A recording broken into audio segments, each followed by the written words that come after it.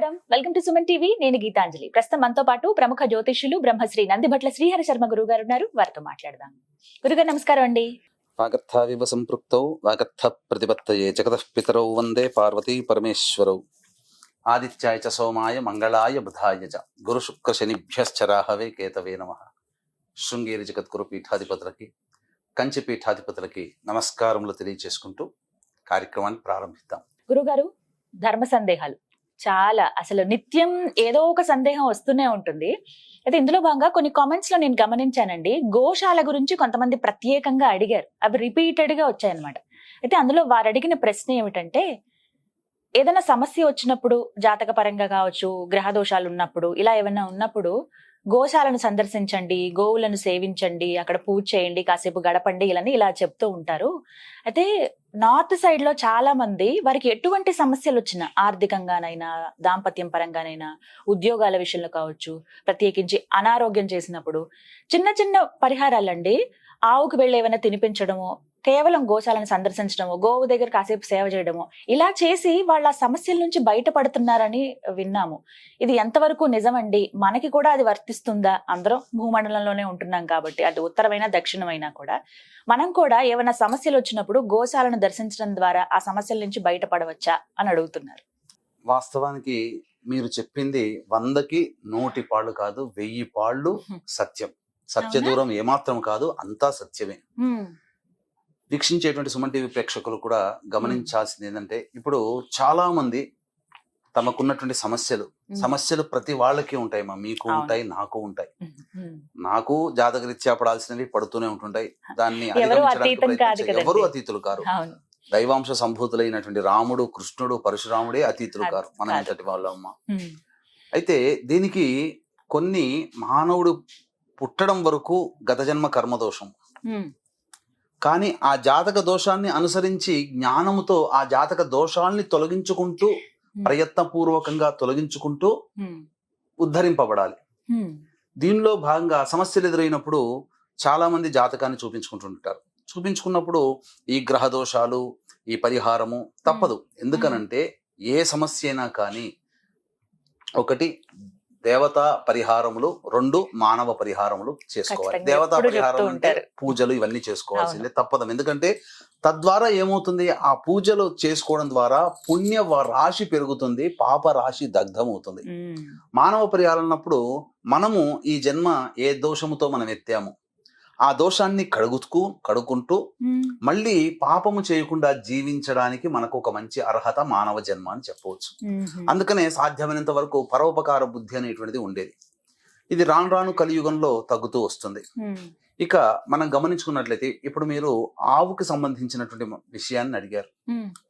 మనకు ఈ సంబంధించినటువంటి క్షీరసాగర మథనంలో లభించినటువంటి ద్రవ్యములన్నీ కూడా అత్యంత పవిత్రమైనటువంటిది. అందులో కామధేనువు కూడా. కాబట్టి కామధేను అంటే సాక్షాత్తు గోస్వరూపమే. అయితే ఈశ్వరుడు పెట్టినటువంటి పరీక్షలో గోవు తన యొక్క శిరస్సు ద్వారా ఆడనట్టుగా ఉన్నందుకు ఈశ్వరుని యొక్క కోపానికి గురై శాపానికి గురైంది. కాబట్టి ముఖము మాత్రము కాకుండా తోక మాత్రము తో మనము పవిత్రమైనదిగా భావించి తోకని మాత్రమే పృష్ఠ భాగాన్ని తోక దగ్గర. ఎందుకు ఆ విధంగా అక్కడి నుంచి బయటపడేటువంటి గోమయము కూడా అత్యంత పవిత్రమైనదిగా, విభూతిగా ఎంతో మంది ఇప్పటికీ కూడా బ్రాహ్మణులు ధరిస్తుంటారు. ఆవు పిడికలతో హోమాలు కూడా చేస్తుంటారు. అత్యంత పవిత్రమైనటువంటిది.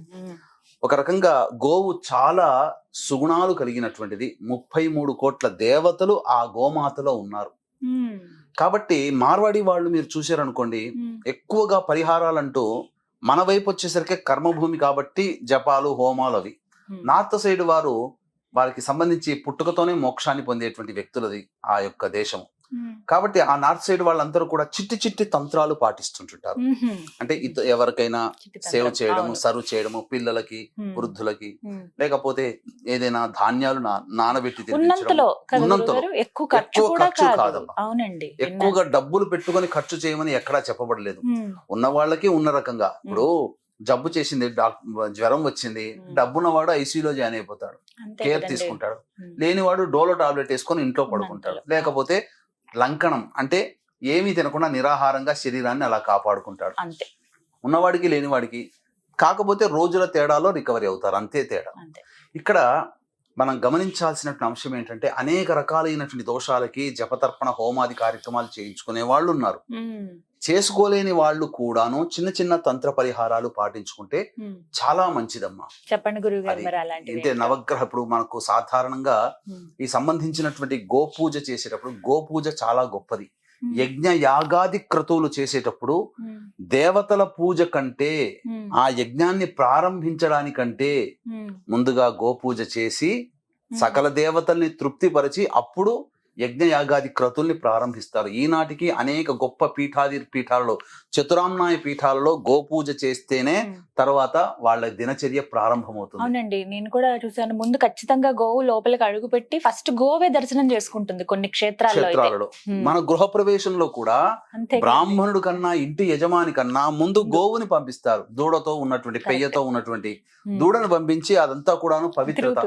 అందుకనే మీకు చూశారనుకోండి, పుణ్యము రాశి పెరుగుతున్నటువంటి వ్యక్తి యొక్క స్థితి ఎలా ఉంటుందనంటే, అనుకోకుండా అతిథులు వస్తే మనం అతిథి అభ్యాగత సేవ చేయాలి కదా, అనుకోకుండా పవిత్రమైనటువంటి గోవు గనక మన ఇంటి ముందర మిట్ట మధ్యాహ్నం వస్తే ఉన్నది నిలుచున్నది అనంటే ఉత్త చేతులతో గోవుని పంపించకూడదు. ఎంతో పుణ్యాన్ని ప్రసాదించడానికి ఆ దేవత స్వరూపము గో రూపంలో నీ ఇంటి ముందు వచ్చినట్టు లెక్క. అంతేకాకుండా ఈ నాడున గోమూత్ర సేవన సకల దివ్యౌషధము. మీరు గమనించుకున్నట్లయితే ఒక గోమూత్రములో 1 సంవత్సరం పాటు గోమూత్రాన్ని సేవించినటువంటి వ్యక్తి యొక్క దేహంలో ఉన్నటువంటి సకల రోగములు బాధ నివారణ అవుతాయమ్మా. గోమూత్రములో బంగారం కలిసి ఉంటుంది. ఈ విషయం ఎవరికైనా తెలుసా? గోమూత్రంలో గనక చూస్తే చాలా తక్కువ శాతంలో బంగారం ఉంటుంది, హిరణ్య రూపం. నాకు తెలిసి నా బంధువుల్లో ఒక అబ్బాయికి చర్మ వ్యాధి వచ్చిందమ్మా. ఒళ్ళంతా దద్దుర్లు. ఎన్ని డాక్టర్లు చూపించినా అసలు ఈ అల్లోపతి కానీ ఆయుర్వేదంలో కానీ ఏది కానీ అతనికి నివారణ జరగలేదు.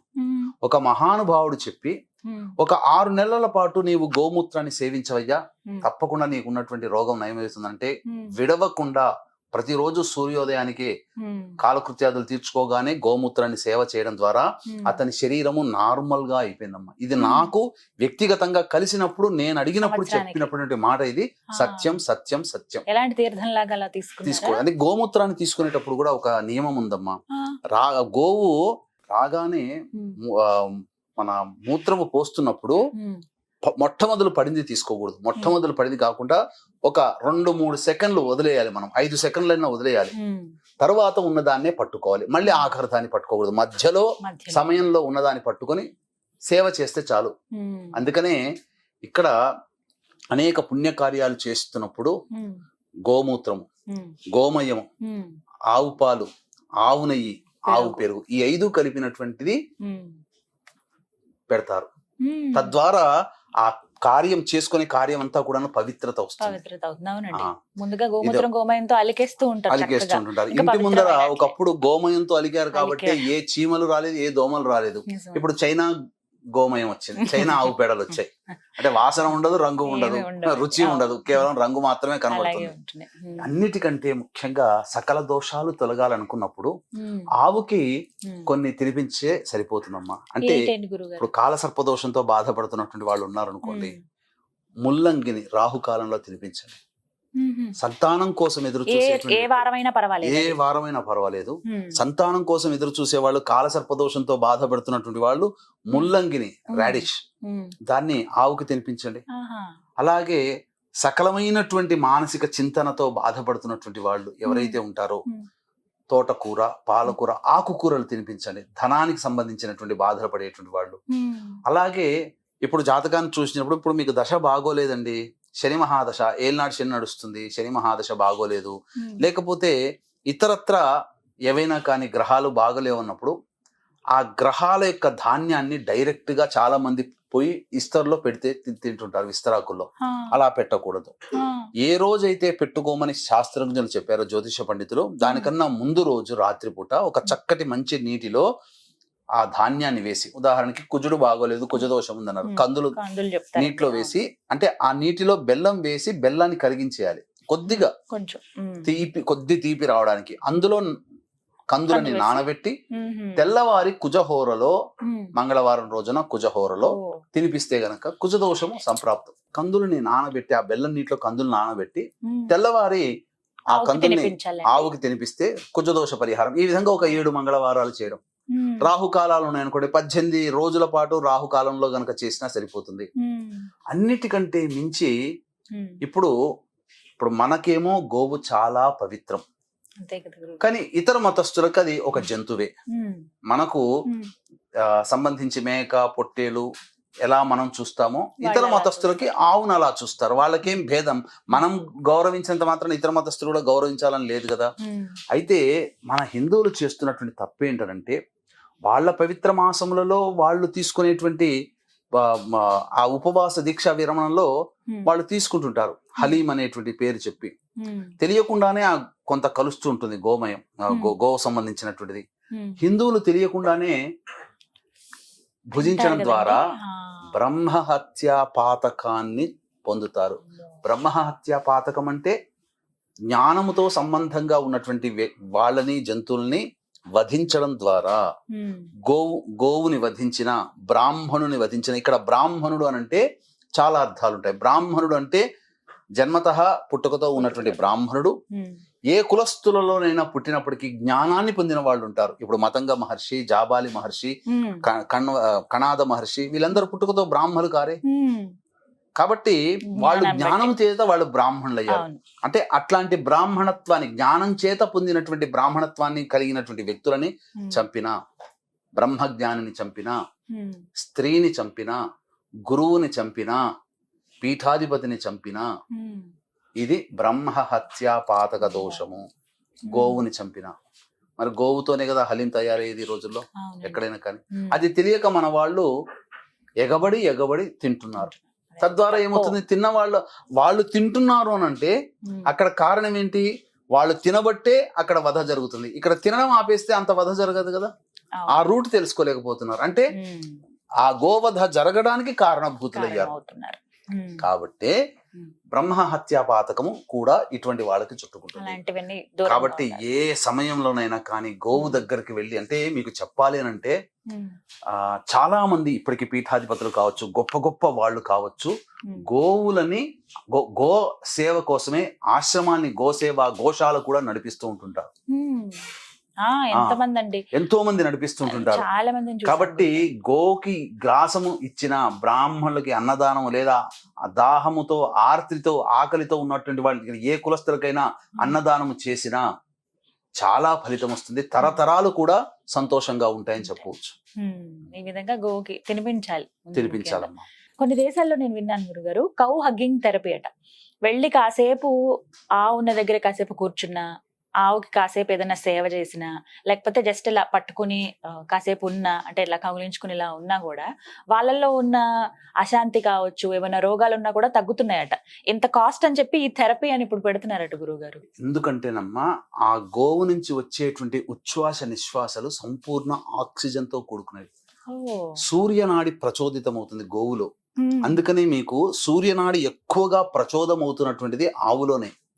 తద్వారా ఏమవుతుంది అంటే, మనకున్నటువంటి ఈ సంబంధించినటువంటి అంతరిక్షంలో ఉన్నటువంటి విషవాయువుల్ని గ్రహించి దాన్ని మళ్ళీ ప్యూరిఫై చేసి మళ్ళీ బయటికి వదులుతుంది గోవు సూర్యనాడి ద్వారా. అందుకే మీకు ఆవు పాలు, ఆవు పెరుగు తిన్న వేడి చేస్తుందని అంటారు.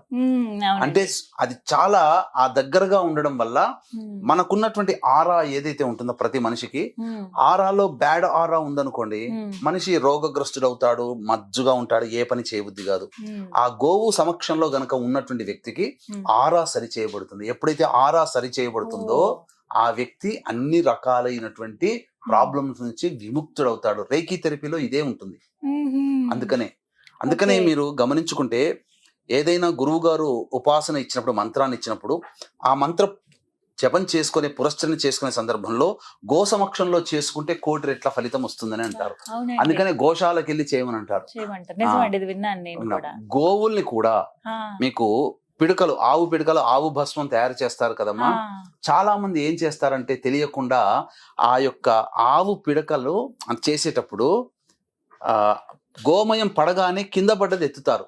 గుర్తుపెట్టుకోండి, ఎప్పుడైనా కానీ గోమయము పడుతున్నప్పుడు భూమికి తాకకూడదు. ఒక జబ్బ లాంటిది పట్టుకొని లేదా ఒక తట్ట లాంటిది పట్టుకొని అందులో పడుతున్నప్పుడు మనమే వెళ్ళి ఇట్లా పట్టుకోవాలి.